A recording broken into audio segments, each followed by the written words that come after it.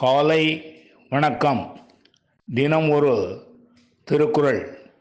அதிகாரம் 36, மெய்யுணர்தல். குறள் 355. எப்பொருள் எத்தன்மைத்தாயினும் அப்பொருள் மெய்ப்பொருள் காண்பது அறிவு.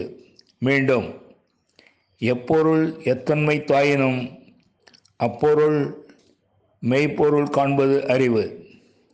இதன் விளக்கம்: எந்த பொருள் எந்த தன்மையதாக தோன்றினாலும் அத்தோற்றத்தை மட்டும் கண்டு மயங்காமல் அப்பொருளின் உண்மையான இயல்பை அறிந்து கொள்வதே சிறந்த அறிவுடைமையாகும்.